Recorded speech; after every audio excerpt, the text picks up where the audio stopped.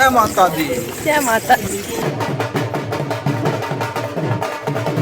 तो यहाँ से भवन हमें दिख चुका है और अब खुशी का एहसास है और इस खुशी को जताना, शब्दों में बयां करना बहुत मुश्किल है।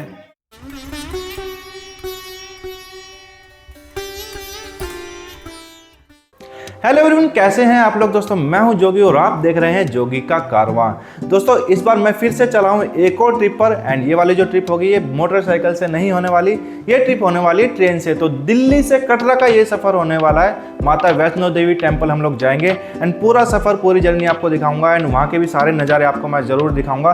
तो वीडियो में एंड तक ज़रूर बने रहिएगा। तो चलिए निकलते हैं, लेट्स गो।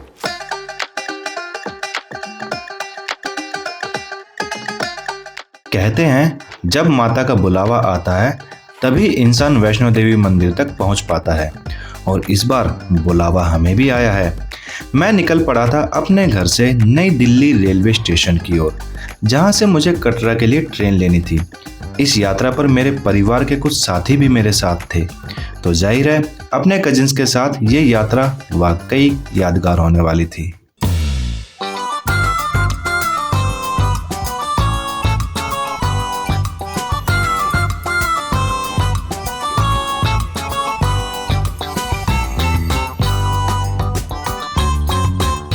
ट्रेन के अंदर ऐसा लग रहा था मानो सभी यात्री माता के दर्शन के लिए ही जा रहे हों और जैसे ही ट्रेन अपनी जगह से रवाना हुई हम लोगों की एक्साइटमेंट अलग ही लेवल पर थी। ट्रेन में बैठे हुए हैं, आरएसी सीट है। अपने को जो ये नॉर्मल सीट होती है वो तो मिली नहीं, आरएसी सीट मिली है। तो 6 लोग हैं हम, मैं हूँ, मेरे कजिन्स हैं और अपनी जो सीट है ये 56 तो ऊपर वाली होगी, 55 है अपनी। तो यहाँ पे 2 लोग हैं, एक सीट अपनी इधर वाली, एक सीट इधर वाली है।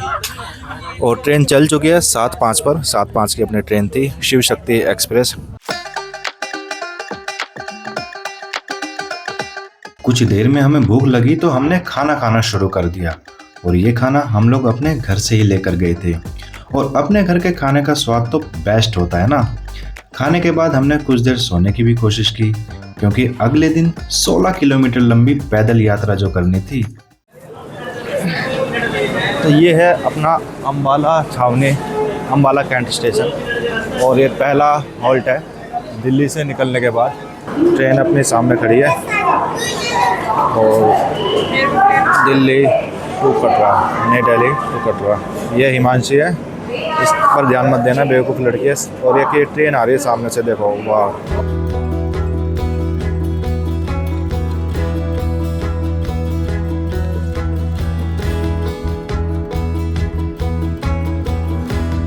तो यार पहुंच चुके हैं कटरा हम एंड सामने अपनी ट्रेन खड़ी है जिससे हम लोग आए हैं। और अब यहाँ से कोई टैक्सी कैब कुछ लेकर के, ऑटो लेकर के या जैसे भी अपना होटल कोई सर्च करेंगे। हमने कोई प्री बुकिंग नहीं की तो यहीं से हमें सर्च करना पड़ेगा और आगे की तरफ बढ़ेंगे। और उस सामने यहाँ पे जो माता वैष्णो देवी का जो टेम्पल वाली जो पहाड़ी है वो दिख रही थी, अभी तो नहीं दिख रही बट कुछ देर पहले दिख रही थी यहाँ से हमें। आई थिंक इस साइड है। एंड हमें अभी समय हो गया सुबह का 5:40। तो एग्जैक्ट टाइम पर ट्रेन ने हमें यहाँ पर उतारा है एंड अब आगे का सफ़र यहाँ से हम करते हैं। असली यात्रा यहाँ से शुरू होती है माता वैष्णो देवी की, क्योंकि कटरा हम पहुँच चुके हैं। अभी तक तो ये सिर्फ ट्रेन जर्नी थी, जो ओरिजिनल यात्रा है वो यहाँ से स्टार्ट होती है।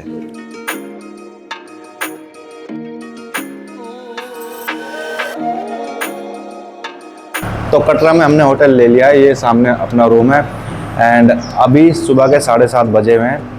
कुछ देर में हम यात्रा शुरू करेंगे, 9-10 बजे के आसपास यहाँ से निकलेंगे, नाश्ता करेंगे, उसके बाद हम आगे भवन की तरफ बढ़ेंगे एंड देखते हैं कितना समय हमें लगेगा वहाँ से भवन की तरफ जाने में। और अभी नाश्ता वगैरह में भी थोड़ा समय जाएगा। रजिस्ट्रेशन भी हमने नहीं कराया क्योंकि रेलवे स्टेशन के पास जो रजिस्ट्रेशन काउंटर है उसमें काफ़ी भीड़ थी तो हमने नहीं कराया। लेकिन यहाँ जो पुराना बस अड्डा है वहाँ पर भी रजिस्ट्रेशन होता है, उसके पास भी, तो वहाँ से हम रजिस्ट्रेशन कराएंगे पहले। और जो होटल हमने लिया है वो जो पुराना बस अड्डा है यहाँ कटरा का उसके पास ही लिया है, मात्र 300 मीटर की दूरी पर, मतलब मेन मार्केट में ही ये होटल है। तो मेरी कोशिश यही थी कि आसपास ही लूँ और अगर रेलवे स्टेशन के आसपास लेते तो उसमें ये था कि मार्केट के लिए अलग से आना पड़ता दूर, फिर भवन की तरफ जाने के लिए पहले जो बाणगंगा वाला जो द्वार है वहाँ तक हमें पैदल जाना पड़ता है, गाड़ी से जाना पड़ता है, तो वो एक अलग आफत थी। तो मेरी कोशिश यही थी कि जो पुराना बस अड्डा उसके आसपास ही मैं होटल लूँ, तो वही हमने लिया है। एंड एक फ्रॉड भी होता है, मैं आपको बताऊँगा बाद में। जो कि रेलवे स्टेशन से होता है, जो टैक्सी वाले करते हैं, होटल वाले करते हैं। तो वो एक अलग मुद्दा है, उस पर भी मैं आगे चल करके बात करूँगा। बाकी वीडियो में बने रहिएगा, पूरी जर्नी आपको दिखाता हूँ मैं।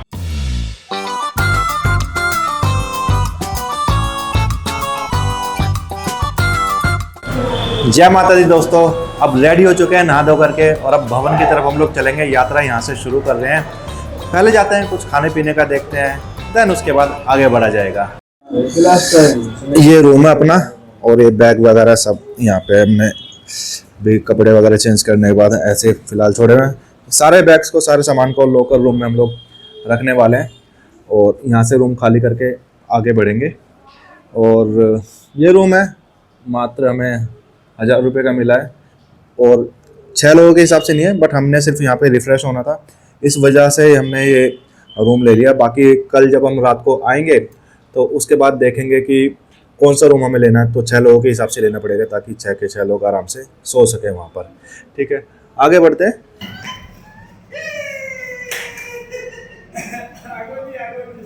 एक बात मैं दोस्तों आप लोगों को बताना भूल गया कि ऊपर अभी हम लोग जब जाएंगे भवन की तरफ, तो जहाँ पर चेकिंग होती है बाणगंगा में जो द्वार है, तो वहाँ से कैमरा भी अलाउड नहीं होता। तो गोप्रो मैं अपना लेकर के नहीं जाऊँगा। एंड ये वाला जो माइक है ये भी मैं लेकर के नहीं जाऊँगा, क्योंकि ये माइक्स वगैरह भी वहाँ पर अलाउड नहीं होता। तो वहाँ पर सिर्फ मोबाइल ही मैं लेकर के जाऊँगा। तो मोबाइल से देखेंगे कि कितनी अच्छी ऑडियो क्वालिटी आ सकती है, वो कोशिश करेंगे कि अच्छी से अच्छी ऑडियो क्वालिटी आए। और नहीं आएगी तो कोई बात नहीं, फिर भी आपको अच्छे से अच्छा नज़ारा, अच्छे से अच्छी वीडियो आपको मैं दूंगा। कोशिश मेरी पूरी रहेगी। होटल रूम से निकलने के बाद हम सीधे पहुंच गए एक ढाबे पर, क्योंकि हमें लगी थी भूख। और ढाबे पर नाश्ते में हमने लिए कुछ पराठे और चाय, और मैंने ली अपनी all time favourite black coffee without sugar. नाश्ता करके हम निकल पड़े आगे की ओर। और आपको बता दूं कि मुख्य यात्रा से पहले हमें कराना होता है अपना रजिस्ट्रेशन, और उस रजिस्ट्रेशन के लिए हमारे पास आधार कार्ड होना जरूरी है। रजिस्ट्रेशन ऑफिस रेलवे स्टेशन के पास और पुराने बस स्टैंड के पास भी मिल जाएगा। रजिस्ट्रेशन के बाद हमें दिया जाता है एक कार्ड, जिसमें हमारी लोकेशन के लिए एक ट्रैकर लगा होता है। इसके बाद हम निकल जाते हैं बाणगंगा द्वार के लिए, जिसके लिए गाड़ी हमें हमारे होटल द्वारा ही प्रोवाइड की गई थी। मगर गाड़ी बाणगंगा द्वार से कुछ देर पहले ही छोड़ देती है, जहाँ से हमें अपनी पैदल यात्रा शुरू करनी पड़ती है। तो गाइस फाइनली हम पहुंच गए हैं।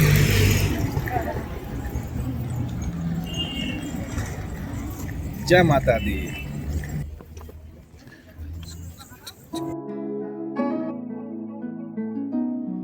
कुछ मिनट चलने के बाद हमें बाणगंगा द्वार दिख जाता है, जिसे देखकर दिल को बेहद सुकून मिलता है। मगर यहाँ से अंदर जाने के लिए लगी थी एक काफी लंबी लाइन, क्योंकि यहाँ पर होती है चेकिंग।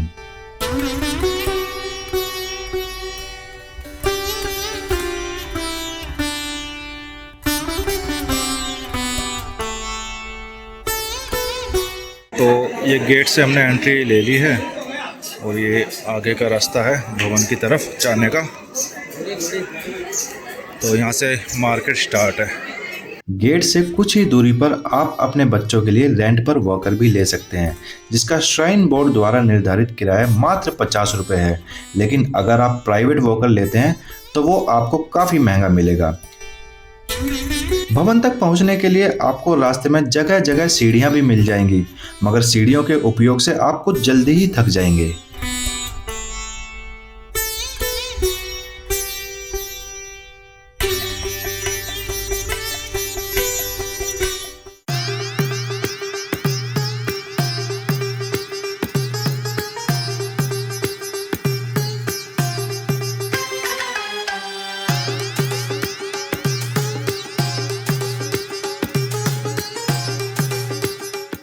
ये है बाथिंग घाट बाणगंगा का, और गेट नंबर लिखा है, बट यहाँ पे कुछ लिखा है गेट नंबर 3 है ये। यहाँ से अंदर हम लोग जा सकते हैं।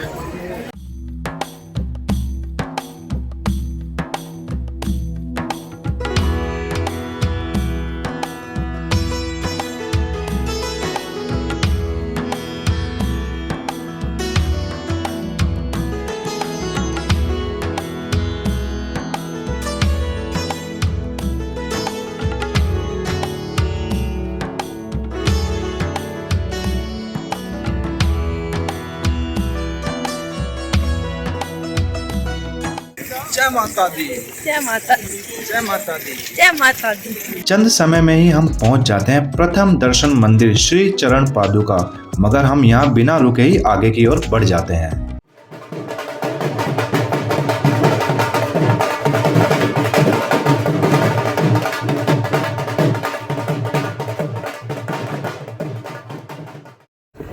तो गाइस हम 3 किलोमीटर ऊपर आ चुके हैं।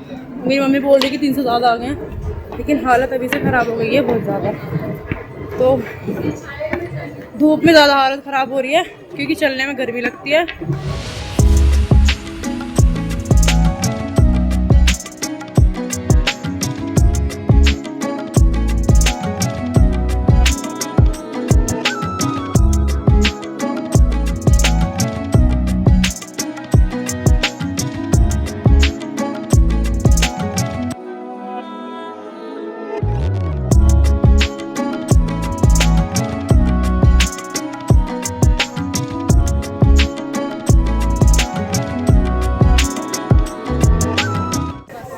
लगभग 6 किलोमीटर के आसपास का रास्ता कवर कर लिया होगा। लेकिन हालत ख़राब हो चुकी है प्लस में हम जैकेट भी पहनी हुई है। तो इस बार ये जीने हैं, तो ये छोटा सा ट्रैक है जीनों से यहाँ तक का, सिर्फ ये जगह जो दिख रही है आपको, तो ये जीने से कवर करने वाले हैं हम, छोटा सा ट्रैक।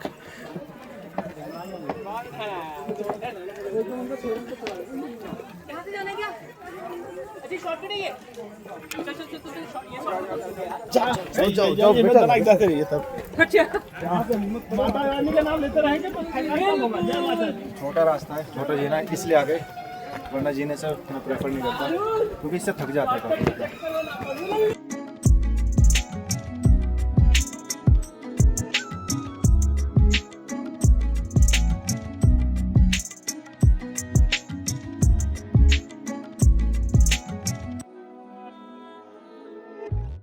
थक गए हम। क्या हुआ भाई? अरे बोलो कुछ। कुछ नहीं हुआ वीकनेस आ गई, नारियल पानी पिलाया जाए। इस यात्रा पर आपको बंदरों से सावधान रहना बेहद जरूरी है। इनकी नज़र आपके पास मौजूद खाने पीने के सामान पर रहती है और ये अचानक से हमला करते हैं।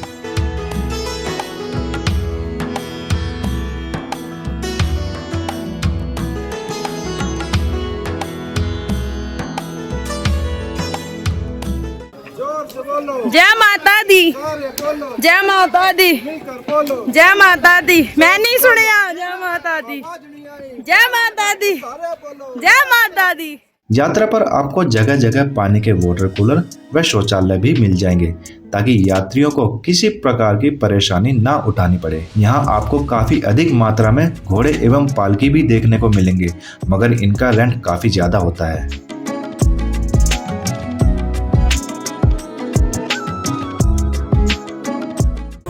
अभी हम इस रास्ते पर जा रहे हैं और यहाँ से आगे जा कर के अर्धकुंवारी माता की गुफा तक जा कर के वापस इसी रास्ते से आएंगे, क्योंकि ये वाला रास्ता थोड़ा इजी है, कम भी है, कम तो क्या खैर हमें वहीं पड़ जाएगा। वापस आना जाना 550 मीटर एक साइड है, तो 1 किलोमीटर से ऊपर तो यही हमें पड़ जाएगा।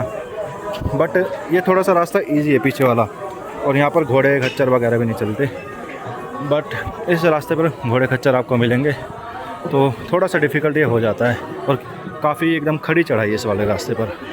ये रास्ता नॉर्मल है पीछे वाला। तो अभी इधर ही चल रहे हैं हम लोग, खाना भी ऊपर ही खाएंगे।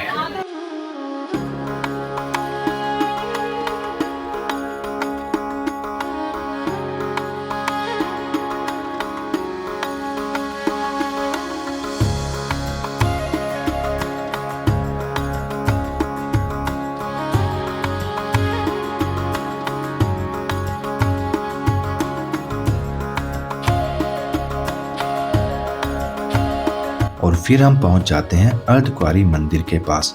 और यहाँ काफ़ी भीड़ जरूर थी, मगर फिर भी यहाँ का वातावरण काफ़ी सकारात्मक था और ऊपर तो मानो जैसे तेज बारिश होने वाली थी।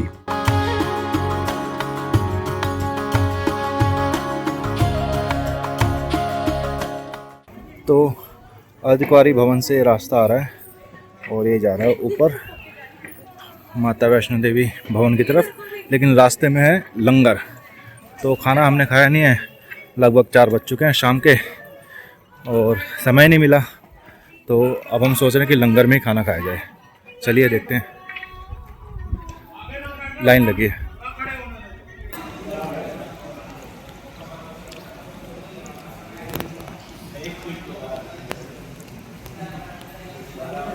यहाँ पर आपको खाने पीने के काफ़ी सारे ऑप्शंस मिल जाएंगे। अर्धकुंवारी वाली जगह पर काफ़ी सारे रेस्टोरेंट्स हैं।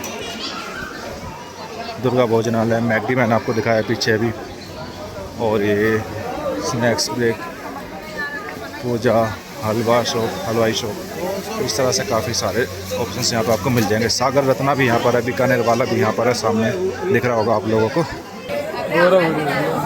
आ जाएगा। तो यहाँ से ये रास्ता स्टार्ट होता है फिर से भवन की तरफ का। अर्धकुंवारी से हम लोग वापस नीचे इसी रास्ते पर आए हैं।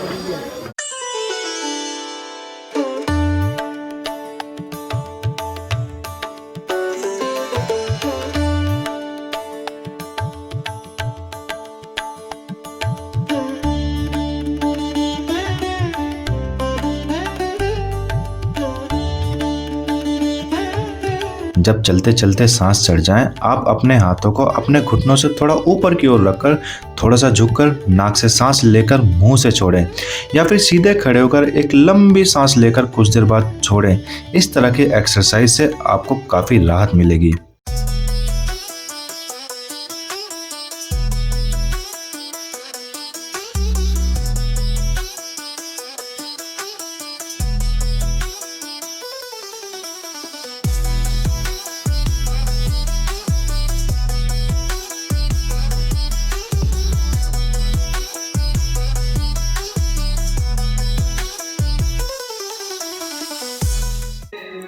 और सनसेट के बाद कुछ इस तरह का नज़ारा यहाँ से हमें देखने को मिल रहा है, जो कि बहुत ही खूबसूरत है।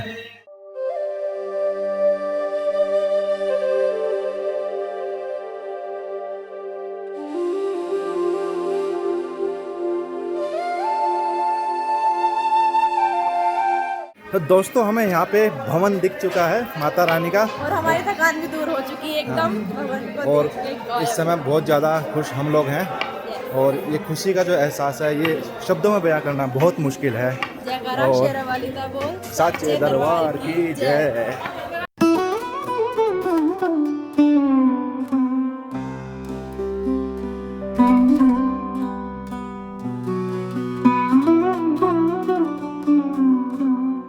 दर्शन के लिए काफी लंबी लाइन थी, इसलिए हम आ गए सीधे दुर्गा भवन की ओर, जहां पर सोने के लिए जनरल डॉर्मेट्री की सुविधा है, और रात को हमने वहीं आराम किया।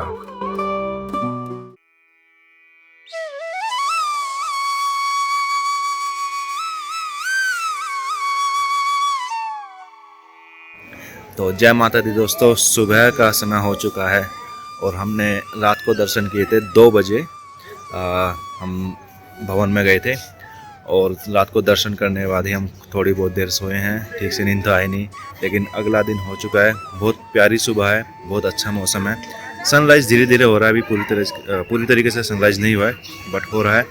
एंड शानदार मौसम है काफ़ी। इसके बाद हमारा जो प्लान है, हम अभी ऊपर ये भैरव मंदिर तक जाएंगे, जो कि 3 किलोमीटर है यहाँ से। फिर उसके बाद हम अपनी जो रिटर्न जर्नी है वो चालू करेंगे।